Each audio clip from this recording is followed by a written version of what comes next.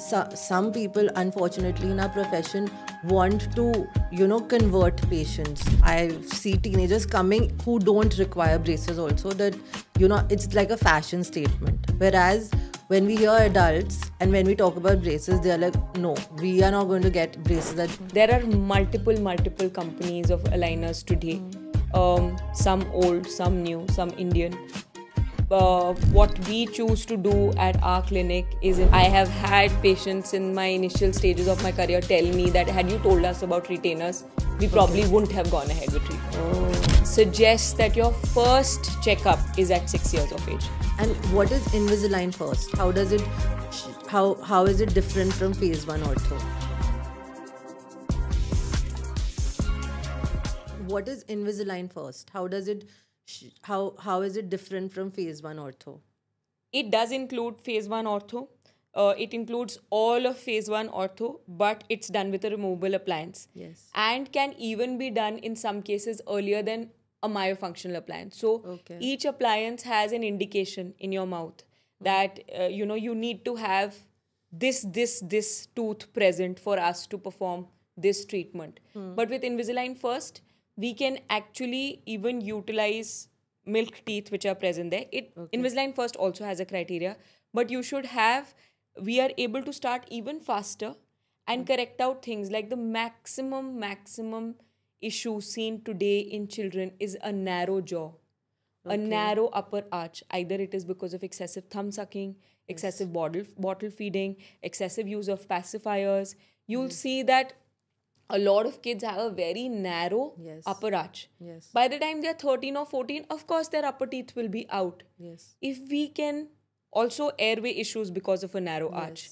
If the arch is narrow, you will have your lower jaw will go down and back, will compress on your airway, and lots of sleep apnea issues where everyone's talking about why children are having so much of apnea. Yes. So all of this is interrelated.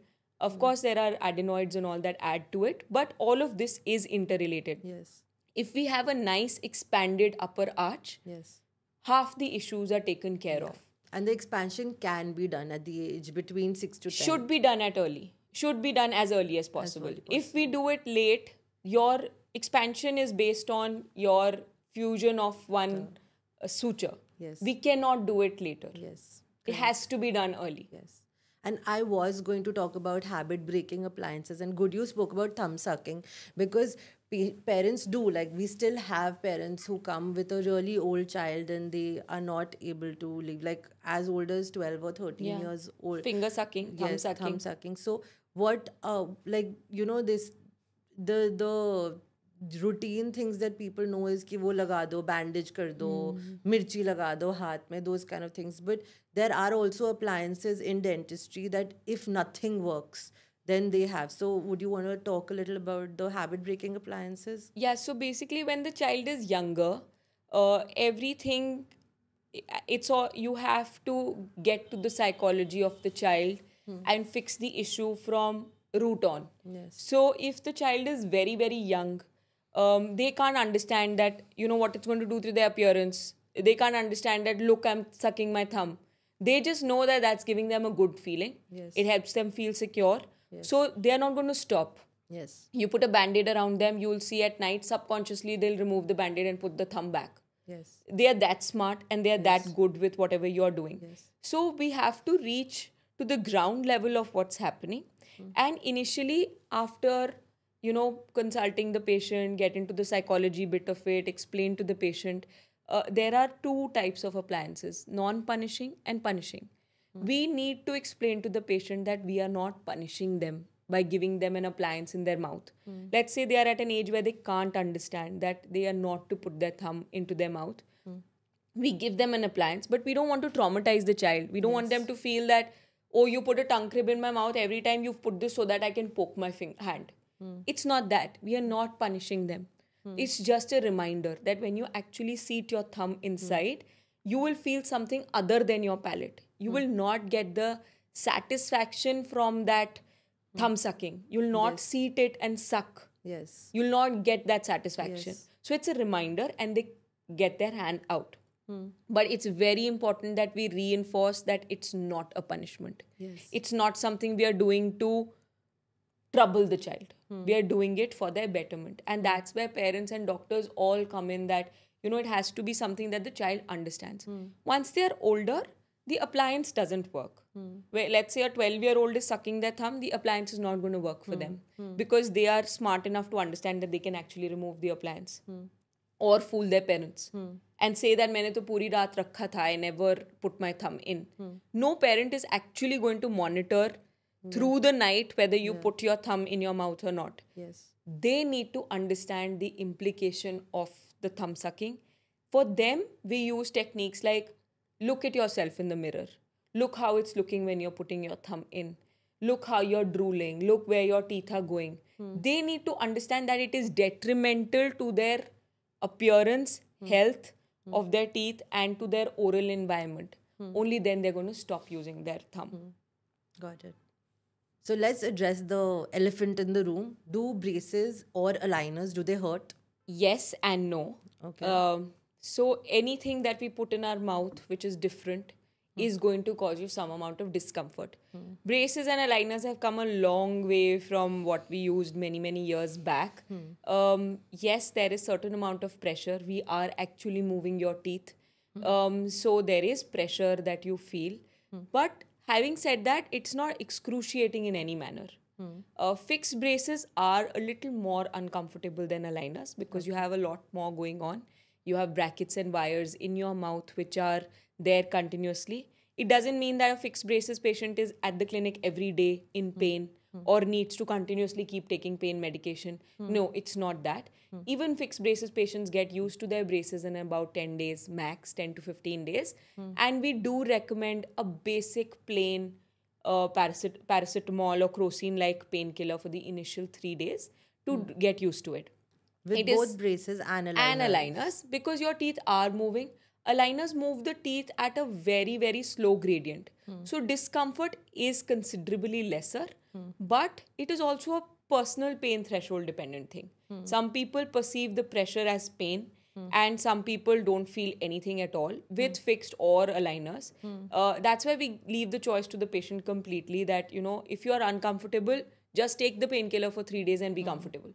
Don't bear it. Don't be uncomfortable for no reason. You are going to get used to it in 2 to 3 days.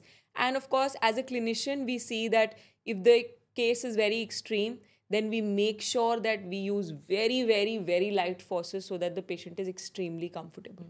And anesthetic gels are also prescribed just in case there's like a ulcer or something. Yes, because anything new in your mouth can change the friction in your mouth. So with some friction, you can get an ulcer, a cut here and there. With braces, it's more related to your wire and your brackets. With aligners, it's sometimes related to removal and wear, where the patient doesn't realize that skin's got stuck in the aligner, or you're removing and your nail is slightly longer and you nick yourself. Yes. In that case, all minor, nothing major. These are really tiny minor injuries. So we do give a small ulcer gel which basically has an anesthetic agent to it so that it makes the patient more comfortable. And also, I would want to address that we do give a different type of toothbrush and a mouthwash to the patient with braces. Yes. It's a fluoride mouthwash, and even the brush is like differently shaped, Yes. right? So the brush actually has bristles of differential lengths. Yes. So that it can clean better between your brackets and wires. Yes. For aligners, we don't really need to change the toothbrush. brush, yes. But for fixed braces, we highly, highly recommend an orthodontic toothbrush only so that you can brush and clean better. Yes. The fluoride mouthwash we give for either. Because what happens is that your oral hygiene to a certain point does get compromised. With the aligners, what happens is that every time you eat, you put the aligner back on right after. So there may be something that got trapped in. Yes. And with fixed braces, it gets stuck between your braces. Yes. So we don't want any decay in the teeth. Yes. So we recommend a fluoride mouthwash to be used once a day throughout treatment. Of course, we make the patient understand that they have to spit the mouthwash out Yes. and not swallow it, not allow their siblings or any other member in their house to use it. Yes. And it should be used only once a day throughout treatment. Yes. Generally, in our clinic, we just make a kit and give it to them. Correct. It has a Proflow Ortho toothbrush is what we give, and a Proflow Ortho mouthwash. Mouthwash, correct. Honestly, that Proflow Ortho mouthwash is something that I give to my patients who have high cavities also. Yeah. Because I'm like, just take this fluoride mouthwash at least for 6 months. Let me check whether you're not getting any new Cavities, or caries is what we call. And then I just feel more comfortable and confident that okay, this amount of fluoride is there inside the mouth, even if it's once a day. So many times patients are going to ask me, but why mouthwash? We are using Listerine. Yeah.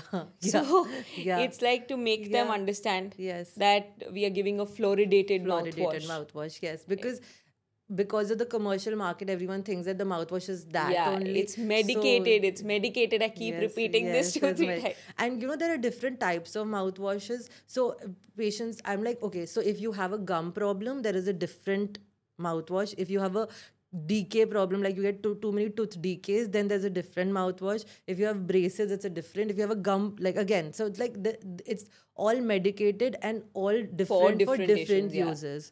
And so with toothpaste also, but that's like a separate topic. No, but now since I've been under the hot light or on the hot seat for really long, I'm going to ask you something. Since you're the first point of contact with patients, one, what do they actually come in asking, in the sense that what are they really affected with their social media? How is their self-esteem affected with bad teeth and with braces? And second, do you actually see any clinical signs of issues in their mouth, like body dysmorphic disorder or bulimia and things like that? Can you actually see a clinical sign where the patient may be faking it to you, but you know that something's wrong? Yes. So the first thing is that, has social media really affected teenagers or younger children also? But yes, it has. Unfortunately, with the kind of filters now which are there, they are always seeking for perfection in whether it's related to their body or they're related to teeth. And there are younger kids who are coming and they're just asking that, can we just get veneers? Because the internet is just there. It's just like you search, like, okay, my teeth are not fine. And then the internet is going to show you everything that you have in the market to fix it. And the see, veneers is a good option, I'm not denying it, but we always try to make the patient understand, okay, if we can use your own teeth to make the teeth aligned, we would want to. But if the patient is coming for like a fluorosis, like in fluorosis basically like yellow patches on the teeth, or like something that is a diastema, which diastema is like gaps in the teeth, which cannot be like completely, because the shape of the tooth can't be changed, then yes, veneers is a good option. But if you have all natural teeth, they're looking nice, we first push them for braces only. But these days I've seen that the young children or teenagers, they firstly don't want to like invest. They are more aware of the way they are looking, so they want perfect teeth. Secondly, they don't want to invest time in getting braces quick done. Fix. Yeah, so they're like, why can't you just do veneers? Why are you trying to tell us about braces, or why are you trying to tell us about aligners? And I'm like, first do that. I don't want it. I would love to do veneers. Why would I not like to do veneers? But if you can get that done, then why not? You probably won't need veneers after that. Yeah. Which is not. So you have to tell the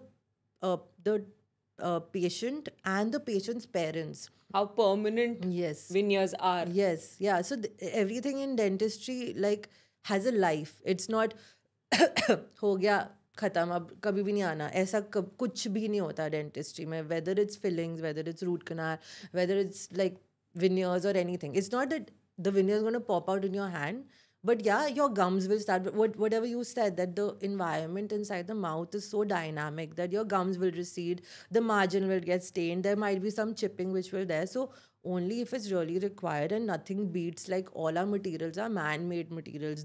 God did not make teeth to get root canals. Now we are just trying to fix the disease over here. So if we have like natural teeth that work for us, then why not? Why do extra stuff?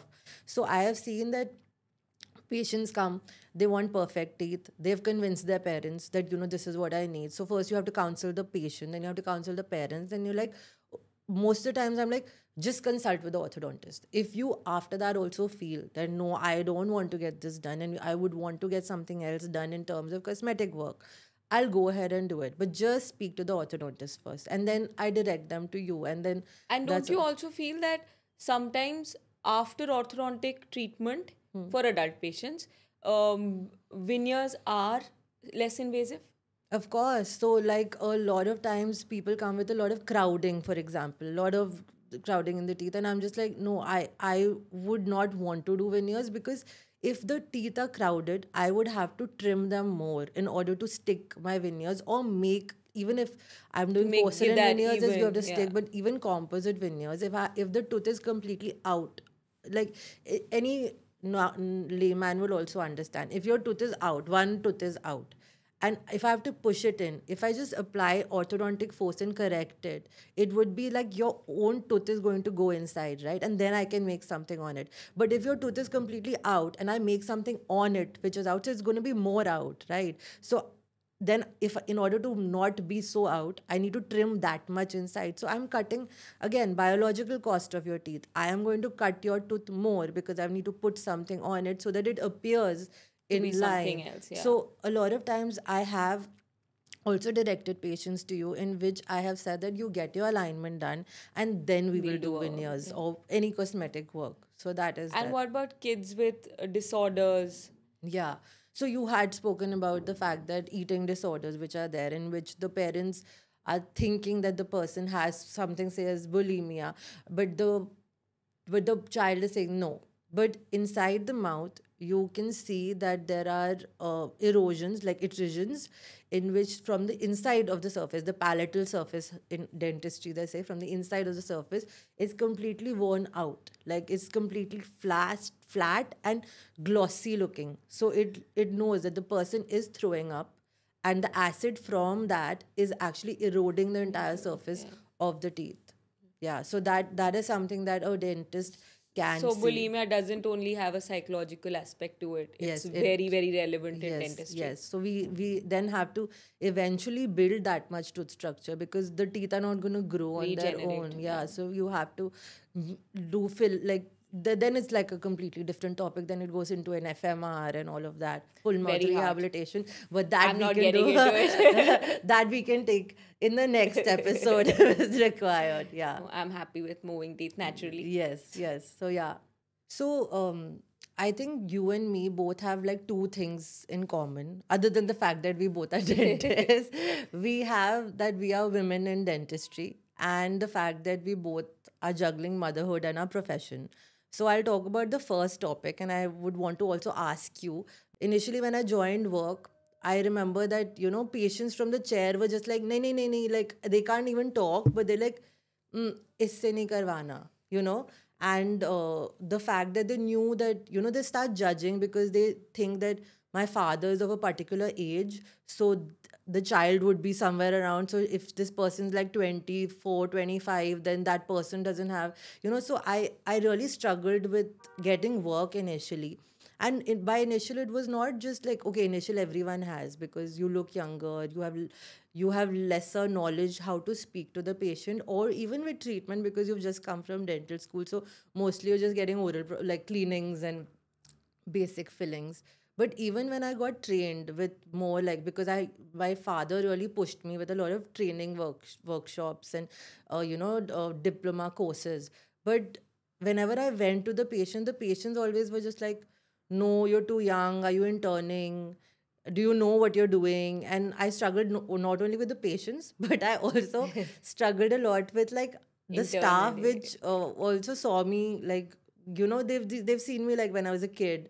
So in order to tell that I know what I'm like saying, and I know what I'm saying, but I just thought that I had to really like push from everywhere to prove myself. And then obviously there was a lot of frustration, because there were times when I was just like, mujhe karna hi nahi hai ye. Like I'll just leave it, because even if I'm training and even if I have to still prove, then what's the point? So you're not a second generation dentist, so I don't know if your journey is the same, but would you want to like tap on the fact that about gender inequality? And It 100% is harder. yeah, Um, I am not pulling a woman card at all. Very initially, in the initial stages of my career, yes, the staff would somewhat misbehave, or if you had a staff which maybe was older than you are, would not like the fact that you being a woman is saying something to them, or ऐसे बोल कैसे दिया, and she's just a little girl.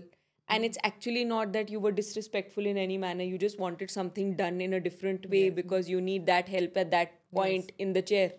So, even small things like that, which are like, just talk to the person as an individual, irrespective of anything else. Yes. I have a lot of white hair. I always had. I used to initially try not coloring them. Oh, Because yeah. I used to feel that, they just give Yes. older appearance. Yeah. I used to actually, now that you said, I remember that I used to wear glasses, like the loops that I got, and I used to not only wear them during work, I used to just wear them outside also. So that everyone thinks that she has glasses, so she's older. Now it's reverse. I keep coloring them so that I look younger. But you have to do some things. It is harder. It's harder. I think it's also because after having a child and everything, your requirement in X number of places is more, but it still doesn't take away from the professional that you are. Yes. And I feel that everyone should give you that due. Yes, yes. Also, I feel that I don't know about you, because you are really like everywhere. Like you're just like, because you're consulting also and you're running a practice. But my timings of work like have reduced. But I have also felt that I'm doing too much work in those hours, So the efficiency has increased, but the time for me has reduced. But there is no chill. Like, there's no like, okay, now I've finished with this and now I'm going to like put my feet down and relax. I just feel that when I'm at work, I'm like, like working. And then when I'm at home, I'm just like, that's like another like, like that's more work.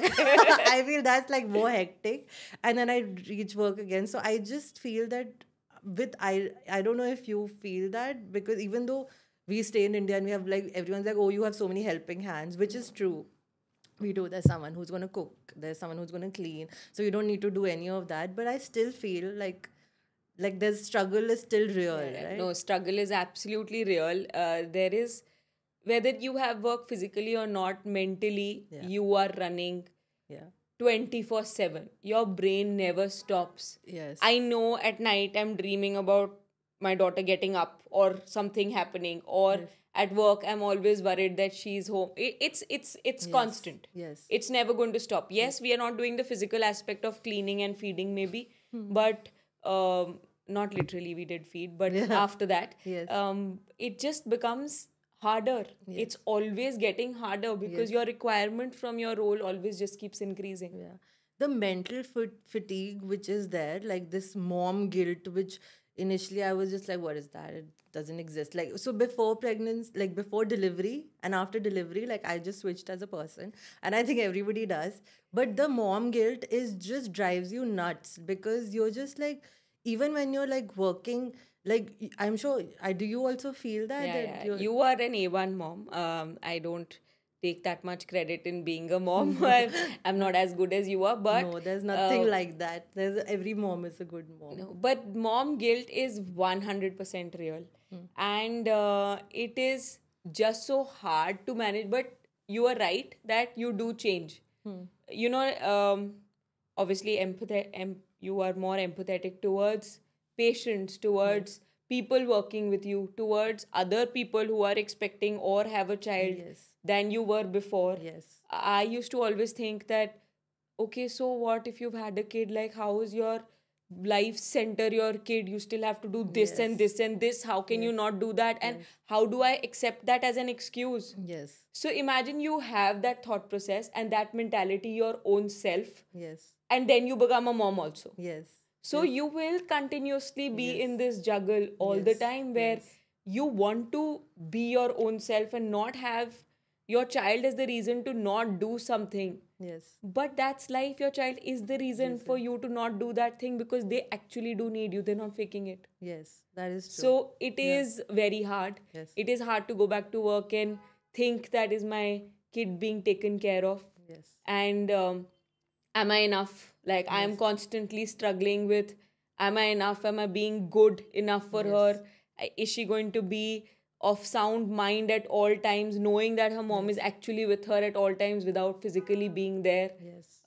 It's a constant struggle. Yes, and I also agree with the fact that I have become more empathetic to the patients after having a child, and also I have really drastically changed as an individual of being empathetic to like a colleague who is, because I was not like that. I'm just like, I'm like, okay, so you can't, like, don't do this, just go home or something. I'll say stuff like that, which I was just initially, I would, like, 4 years back, I would be like, so what's the big deal? Like, I had a arrogance to it.